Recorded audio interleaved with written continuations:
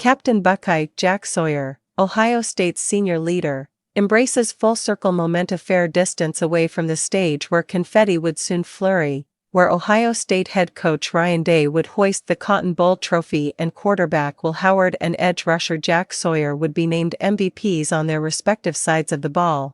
A communications representative for the Buckeyes squeezed a football in the crook of his arm around the 9-yard line. He'd been holding it for quite some time, since at least the moment when the final buzzer sounded, but perhaps a while longer, around the 2:13 mark of the fourth quarter, when Sawyer stripped it away from Texas quarterback Quinn Ewers and galloped 83 yards down the sideline for an unforgettable scoop-and score that propelled his team to the national championship game. There was an instant between those two snapshots when Sawyer, a revered senior and team captain, entrusted the memento to Jerry Emig, the program's longtime sports information director, with very specific instructions. "Jack gave it to me," Emig recalled, "and he said, 'Jerry, this is the ball I scored with. Hold on to it. Don't give it away.'" So Emig hawked the ball through an on-field celebration that stretched from one side of AT&T Stadium to the other, from the formal presentation near the same end zone where Sawyer solidified a 28-14 win over Texas to the playing of Carmen, Ohio, by the Buckeyes marching band a few yards from the location of Ewers' crippling fumble. Emig was still cradling that ball more than 20 minutes later, when Ohio State's locker room opened to the media, and he repeated its origin story a time or two more.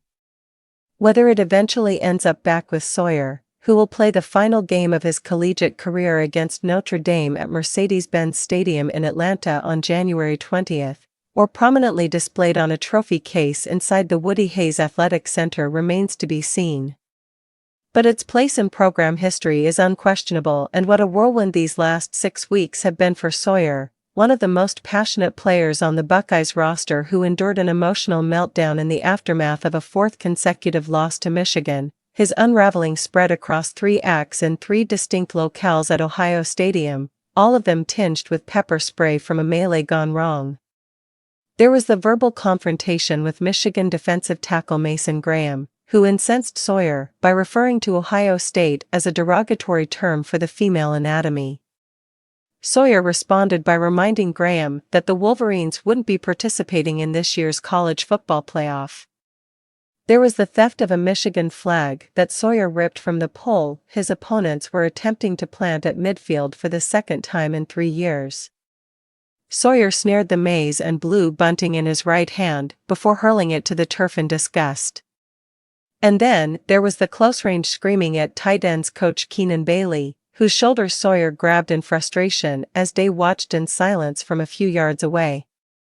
"They're not planting a flag on our field again, bro," Sawyer shrieked in Bailey's face, his voice cracking on more than one occasion. "F this man. F these guys. Plant a flag on our field? F you."